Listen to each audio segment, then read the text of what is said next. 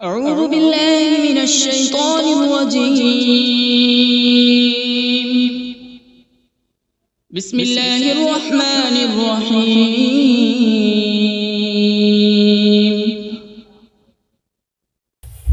اللہ کے نام سے شروع جو نہایت مہربان رحمت والا ہے۔ الرحمن علم القرآن. رحمان نے اپنے محبوب کو قرآن سکھایا۔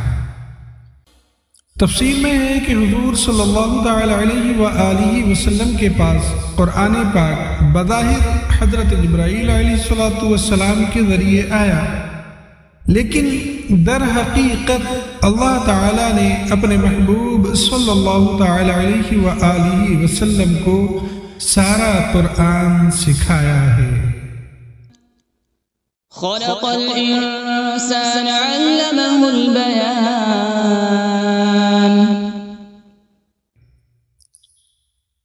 انسان کو پیدا کیا اور پھر اسے بیان سکھایا۔ یہاں انسان سے مراد حضور صلی اللہ تعالی علیہ وآلہ وسلم ہے، اور اگلی آیت میں بیان سے ما کان وما یکون، یعنی جو کچھ ہو چکا اور جو کچھ آئندہ ہوگا اس کا بیان مراد ہے۔ یعنی جو کچھ ہو چکا اور جو کچھ آئندہ ہونے والا ہے، اللہ پاک نے اپنے محبوب صلی اللہ تعالی علیہ وآلہ وسلم کو سارا بیان سکھایا۔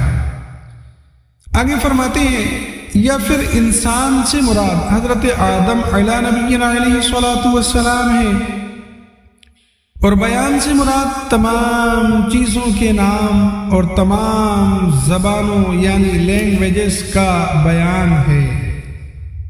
یا پھر یہاں انسان سے مراد جن سے انسان ہے، اور بیان سے مراد جو آپس میں بات کرنے گفتگو کرنے کی صلاحیت ہے وہ ہے کہ اس کی بات کرنے کی وجہ سے انسان دیگر حیوانوں سے ممتاز ہوا۔ الشمس والقمر بحسبان. سورج اور چاند حساب سے ہے، یعنی سورج اور چاند یہ اپنے حساب میں چلتے ہیں، جو اللہ پاک نے ان کا نظام بنا دیا، اسی نظام سے یہ چل رہے ہیں۔ والنجم والشجر يسجدان.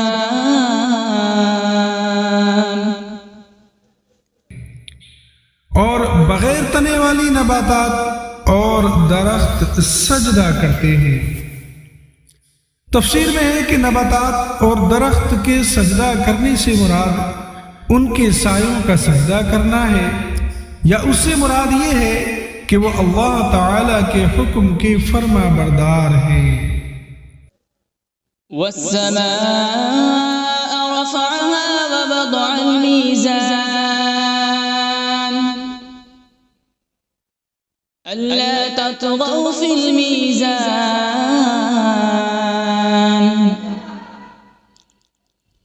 وأقيموا الوزن بالقسط ولا تخسروا الميزان. اور آسمان کو اللہ پاک نے بلند کیا اور ترازو رکھی تاکہ تولنے میں نا انصافی نہ کرو، اور انصاف کے ساتھ تول قائم کرو اور وزن نہ گھٹاؤ۔ اس کی تفسیر میں آتا ہے کہ ناپ تول کے معاملات میں عدل اور انصاف اور برابری کی تعلیم اسلام کی شاندار تعلیمات میں سے ہے۔ اس کی اہمیت کا اندازہ اس سے لگایا جا سکتا ہے کہ ناپ تول میں نا انصافی سے معاشرے میں جھگڑے فسادات برپا ہوں گے، باہمی بغض اور عناد بھی پیدا ہوگا، اور یہ چیزیں معاشرتی امن کو تباہ و برباد کر دیتی ہیں۔ اور فرمایا کہ اللہ پاک نے ترازو رکھی تاکہ میزان عمل اس کو دیکھ کر یاد آتا رہے۔ وَالْأَرْضَ وَضَعَهَا لِلْأَنَامِ فِيهَا فَاكِهَةٌ وَالنَّخْلُ ذَاتُ الْأَكْمَامِ،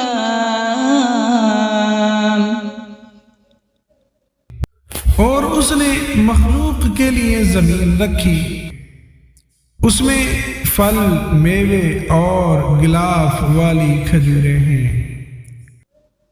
وَالْحَبُّ ذُو الْعَصْفِ وَالرَّيْحَانُ فَبِأَيِّ آلَاءِ رَبِّكُمَا تُكَذِّبَانِ، اور بھوسے والا اناج اور خوشبودار پھول ہیں۔ تو اے جنات اور انسانوں کے گروہ، تم دونوں اپنے رب کی کون کون سی نعمتوں کو جھٹلاؤ گے؟ خلق الانسان من صلصال كالفخار، اس نے انسان کو ٹھیکری جیسی بجنے والی سوکھی مٹی سے پیدا فرمایا۔ تفسیر میں ہے کہ یہاں انسان سے مراد حضرت سیدنا آدم علی نبینا علیہ الصلاۃ والسلام ہے، اور اس آیت میں اللہ تعالیٰ نے آپ علیہ الصلاۃ والسلام کی پیدائش کی کیفیت کا ایک انداز بیان فرمایا۔ وَخَلَقَ الْجَانَّ مِن مَّارِجٍ مِّن نَّارٍ، اور اس نے جن کو بغیر دھوئیں والی آگ کے خالص شعلے سے پیدا کیا، یعنی ایسے آگ کے شعلے سے پیدا کیا جس میں دھواں نہیں۔ فَبِأَيِّ آلَاءِ رَبِّكُمَا تُكَذِّبَانِ، تو اے جنات و انسان، تم دونوں اپنے رب کی کون کون سی نعمتوں کو جھٹلاؤ گے؟ رب المشرقین ورب المغربین، وہ دونوں مشرقوں کا رب ہے اور دونوں مغربوں کا رب ہے۔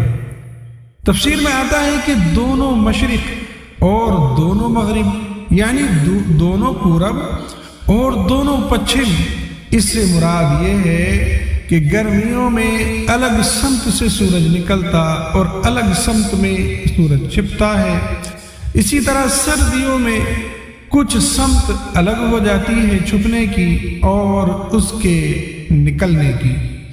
تو سورج کے طلوع ہونے اور غروب ہونے کے دونوں مقام مراد ہیں۔ فَبِأَيِّ آلَاءِ رَبِّكُمَا تُكَذِّبَانِ، تو تم دونوں اپنے رب کی کون کون سی نعمتوں کو جھٹلاؤ گے؟ مرج البحرین یلتقیان، اس نے دو سمندر بہائے کہ دونوں ملے ہوئے لگتے ہیں۔ تفسیر میں ہے کہ ان سے مراد میٹھے اور کھاری دو سمندر ہیں جنہیں ایسے بہایا گیا ہے کہ دیکھنے میں ان کی سطح آپس میں ملی ہوئی لگتی ہے، یعنی بالکل ایک جیسی لگتی ہے، کیونکہ ان کے درمیان ان کے بیچ میں فاصلہ کرنے کے لیے کوئی بھی ظاہری طور پر چیز نظر نہیں آتی۔ بینہما برزخ لا یبغیان، ان کے درمیان ایک آڑ ہے کہ وہ ایک دوسرے کی طرف بڑھ نہیں سکتے۔ تفسیر میں کہ اللہ تعالیٰ کی قدرت سے ان کے درمیان ایک آڑ ہے جس کی وجہ سے وہ ایک دوسرے کی طرف بڑھ نہیں سکتے، بلکہ ہر ایک اپنی حد پر رہتا ہے اور دونوں میں سے کسی کا بھی ذائقہ مزہ تبدیل نہیں ہوتا۔ فبأي آلاء ربكما تكذبان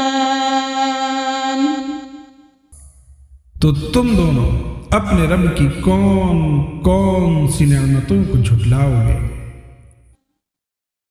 يخرج منهما اللؤلؤ والمرجان فبأي آلاء ربكما تكذبان ان سمندروں سے موتی اور مرجان نکلتا ہے، تو اے جنات و انسان تم دونوں اپنے رب کی کون کون سی نعمتوں کو جھٹلاؤ گے؟ وَلَهُ الْجَوَارِ الْمُنشَآتُ فِي الْبَحْرِ كَالْأَعْلَامِ اور دریا میں پہاڑوں جیسی اٹھتی ہوئی کشتیاں یہ اسی کی ہیں۔ تفسیر میں ہے کہ اس سے مراد یہ ہے کہ جن چیزوں سے وہ کشتیاں بنائی گئی وہ بھی اللہ تبارک و تعالی نے پیدا کی، اور ان چیزوں کو آپس میں جوڑنے، کشتی بنانے اور کاریگری کرنے کی عقل بھی اللہ تبارک و تعالی نے ہی پیدا کی، اور دریاؤں میں ان کشتیوں کا چلنا اور تیرنا یہ سب اللہ پاک کی قدرت سے ہے۔ فَبِأَيِّ آلَاءِ رَبِّكُمَا تُكَذِّبَانِ تو تم دونوں اپنے رب کی کون کون سی نعمتوں کو جھٹلاؤ گے؟ كل من عليها فان ويبقى وجه ربك ذو الجلال والإكرام فبأي آلاء ربكما تكذبان زمین پر جتنی مخلوق ہے یہ سب فنا ہونے والی ہے، اور تمہارے رب کی عظمت اور بزرگی والی ذات یہ باقی رہے گی۔ تو اے جنات اور انسان تم دونوں اپنے رب کی کون کون سی نعمتوں کو جھٹلاؤ گے؟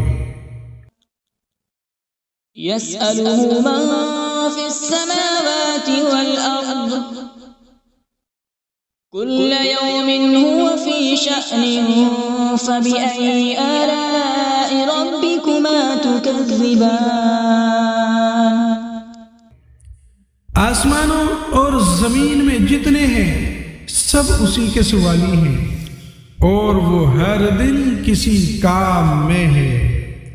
تفسیر میں کہ اس آیت کا معنی یہ ہے کہ اللہ تعالی ہر وقت اپنی قدرت کے آثار ظاہر فرماتا ہے، کسی کو روزی دیتا ہے، کسی کو مارتا ہے اور کسی کو زندہ کرتا ہے، کسی کو عزت دیتا ہے اور کسی کو ذلت میں مبتلا کر دیتا ہے، کسی کو مالدار کرتا ہے اور کسی کو محتاج، کسی کے گناہ بخشتا ہے اور کسی کی تکلیف دور کرتا ہے۔ یاد رہے کہ اللہ تعالیٰ کے لیے مصروف اور مشغول کا لفظ استعمال کرنا یہ جائز نہیں، یہ لفظ استعمال ہی نہیں کر سکتے کیونکہ اللہ تعالیٰ ان اوصاف سے پاک ہے۔ تو اے جنات اور انسان کے گروہ تم دونوں اپنے رب کی کون کون سی نعمتوں کو جھٹلاؤ گے؟ سنفرغ لكم أيها الثقلان اے جنوں اور انسانوں کے گروہ ابھی ہم تمہارے حساب کا قصد فرمائیں گے۔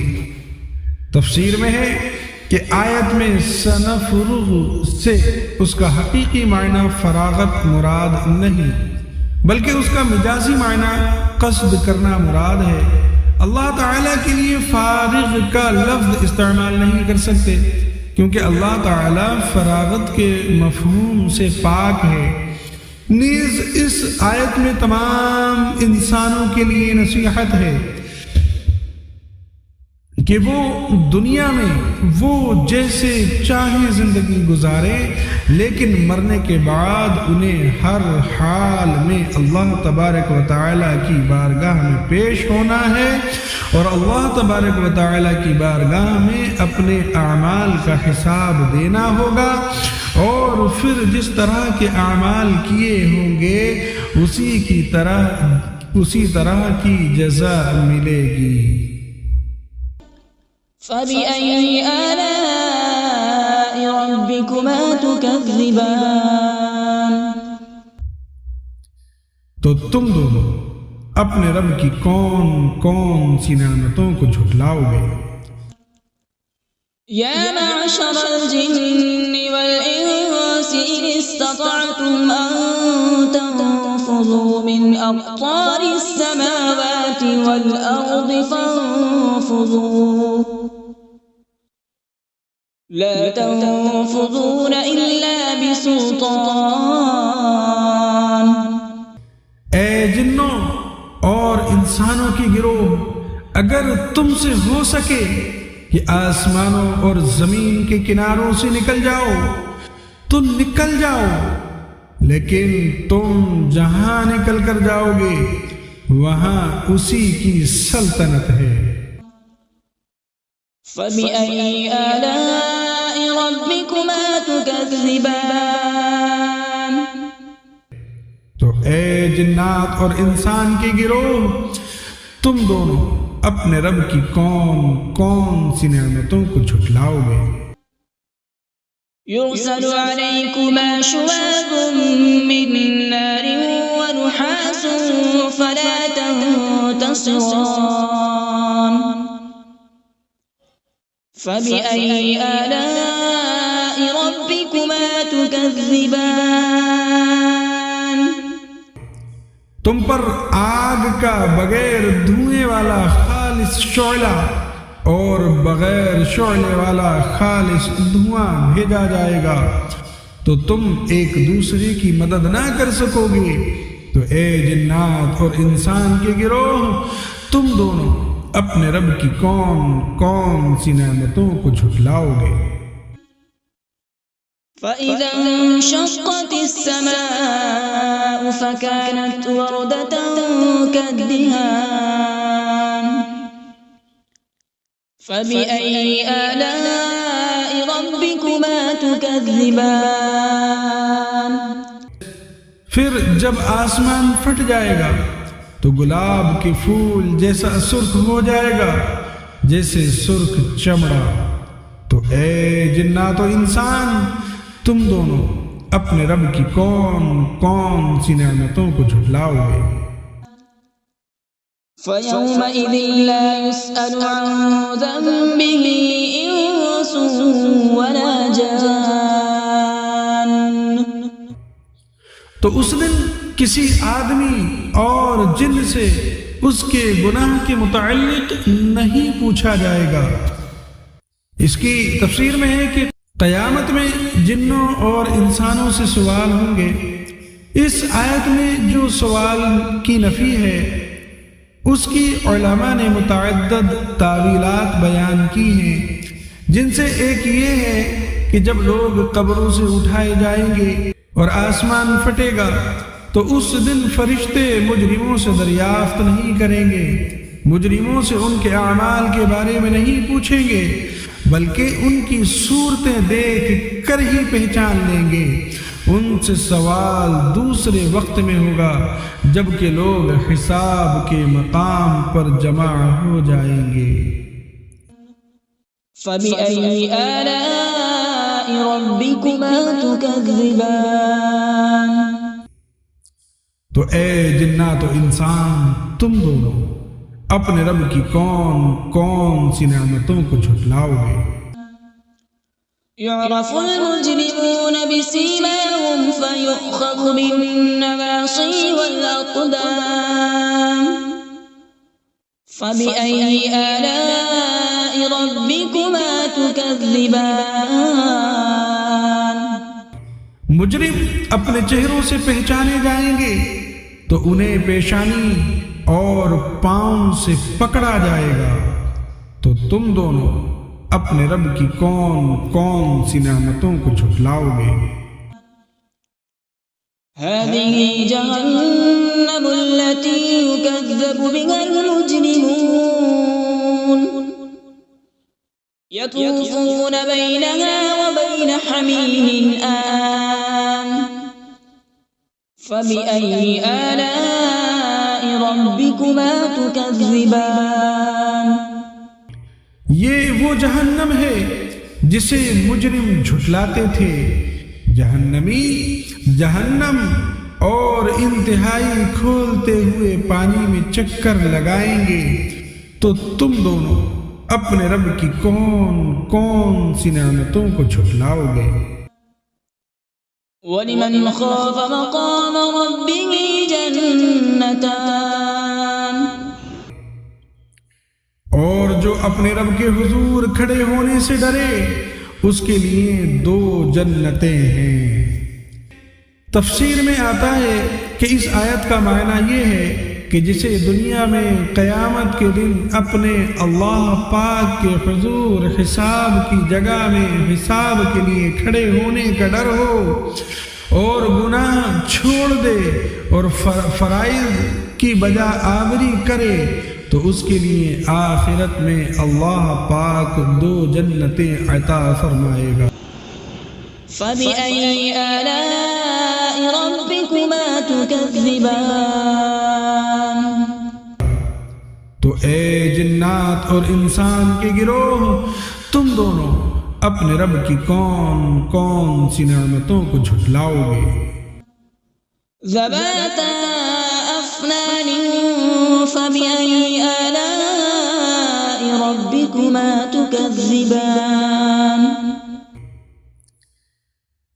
کہ وہ شاخوں والی ہیں، تو تم دونوں اپنے رب کی کون کون سی نعمتوں کو جھٹلاؤ گے؟ فِيهِمَا عَيْنَانِ تَجْرِيَانِ فَبِأَيِّ آلَاءِ رَبِّكُمَا تُكَذِّبَانِ۔ ان میں 2 چشمے بہہ رہے ہیں، تو تم دونوں اپنے رب کی کون کون سی نعمتوں کو جھٹلاؤ گے؟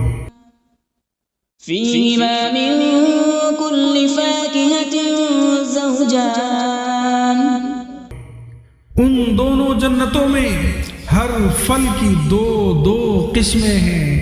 تفسیر میں ہے کہ 2 قسموں سے مراد یہ ہے کہ بعض وہ پھل ہیں جو دنیا میں دیکھے گئے اور بعض وہ عجیب و غریب پھل ہیں جو اس سے پہلے نہ کبھی کسی نے دیکھے، یا اس سے مراد یہ ہے کہ بعض پھل خشک ہیں اور بعض پھل تر ہیں، یا پھر فرمایا کہ اس سے مراد یہ ہے کہ بعض پھل خالص میٹھے اور بعض ترشی کی طرف مائل ہیں۔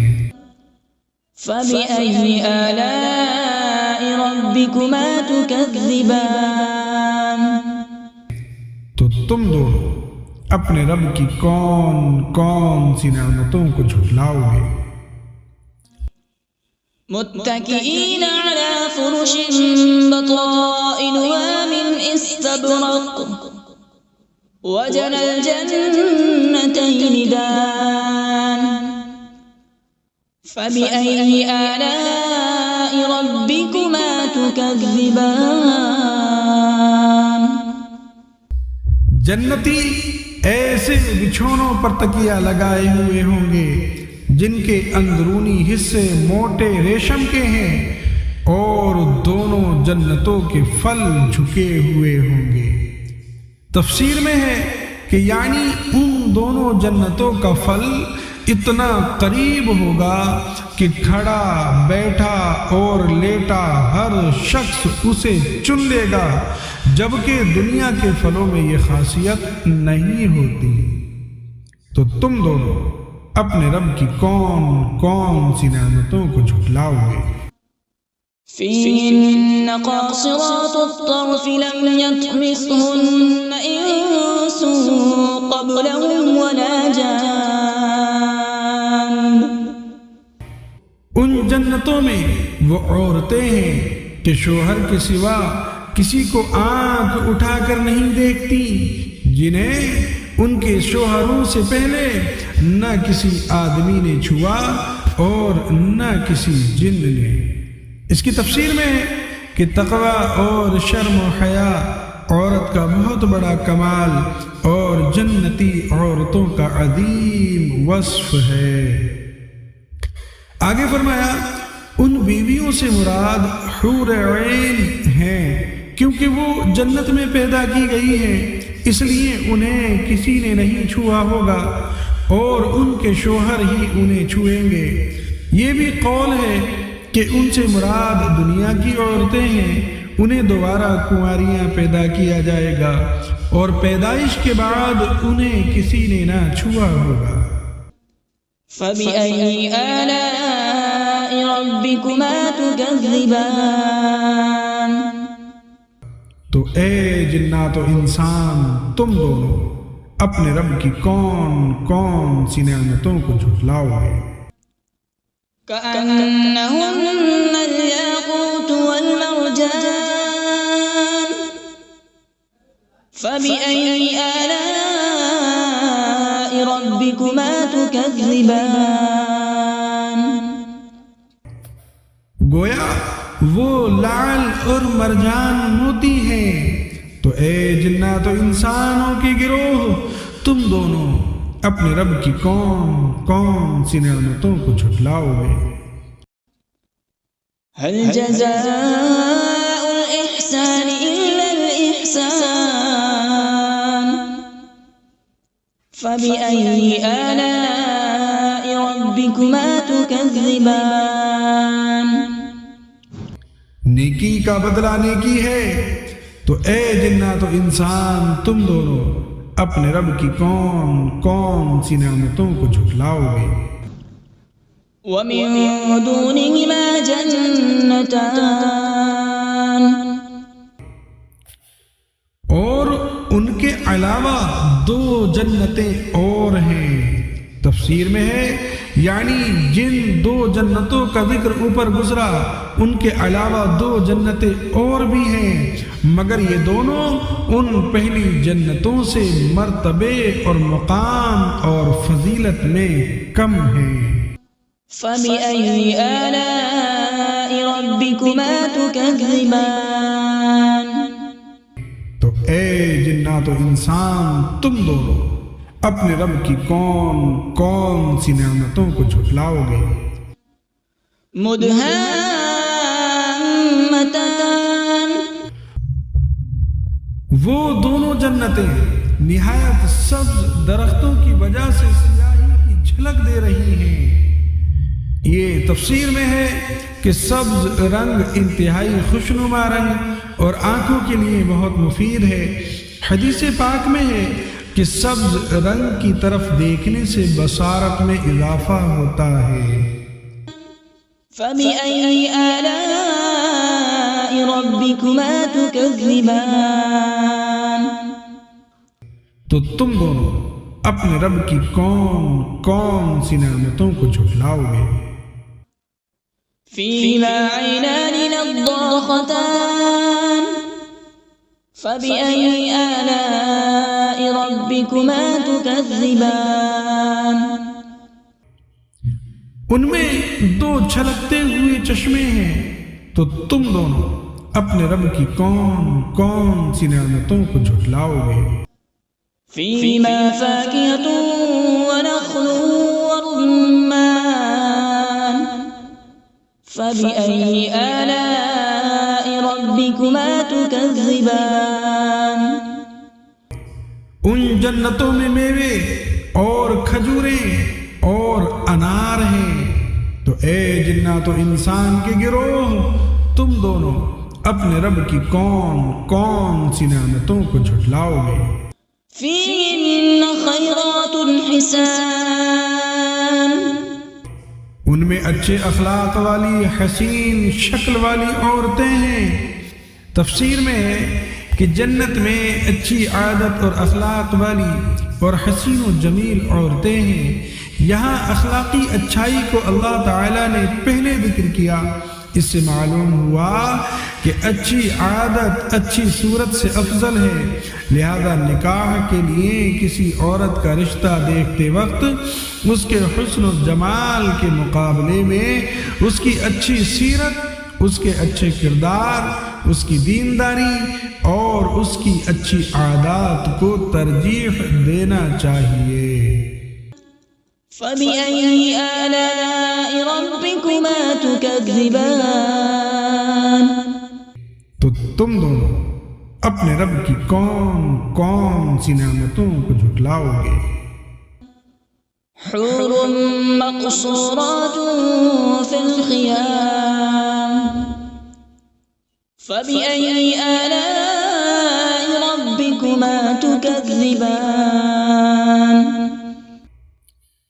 خیموں میں پردہ نشین حوریں ہیں، تو تم دونوں اپنے رب کی کون کون سی نعمتوں کو جھٹلاؤ گے؟ لم يطمثهن انس قبلهم ولا جان، ان کے شوہروں سے پہلے انہیں نہ کسی آدمی نے چھوا اور نہ کسی جن نے۔ تفسیر میں ہے یعنی جیسے ان سابقہ دو جنتوں کی حوریں اپنے جنتی شوہروں کے علاوہ جن اور انسانوں کے چھونے سے محفوظ تھیں، ایسے ہی اب مذکورہ دونوں جنتوں کی بھی حوریں انسان اور جنات کے چھونے سے محفوظ ہیں۔ فَبِأَيِّ آلَاءِ رَبِّكُمَا تُكَذِّبَانِ، تو تم دونوں اپنے رب کی کون کون سی نعمتوں کو جھٹلاؤ گے؟ متكئين على رفرف خضر وعبقري حسان، جنتی سبز قالینوں اور انتہائی خوبصورت بچھونوں پر تکیہ لگائے ہوئے ہوں گے۔ تفسیر میں آتا ہے کہ اللہ تعالیٰ کے حضور کھڑے ہونے سے ڈرنے والوں کو جو دو جنتیں عطا ہوں گی، ان کے جنتی بچھونوں کا ظاہری حال بیان نہیں کیا گیا، کیونکہ ان کے بچھونوں کی شان بہت بلند ہے اور ان کا ظاہری حال عقل اور فہم کے ادراک سے باہر ہے، یعنی یہ سمجھ سے باہر ہے، جبکہ دوسری دو جنتوں میں اہل جنت کو عطا ہونے والے بچھونوں کا ظاہری حال یہاں بیان کر دیا گیا۔ وہ سبز اور منقش ہوں گے، اس سے ان بچھونوں میں فرق صاف ظاہر ہو رہا ہے۔ فَبِأَيِّ آلَاءِ رَبِّكُمَا تُكَذِّبَانِ، تو تم دونوں اپنے رب کی کون کون سی نعمتوں کو جھٹلاؤ گے؟ تبارک اسم ربک ذی الجلال والإکرام، تمہارے رب کا نام بڑی برکت والا ہے جو عظمت اور بزرگی والا ہے۔ ان الفاظ یا ذی الجلال والاکرام کو اپنی عادت میں شامل کرنا چاہیے کہ اس سے دعا جلد قبول ہوتی ہے۔ صلو علی الحبیب صلی اللہ تعالی علی محمد صلی اللہ تعالی علیہ وآلہ وسلم۔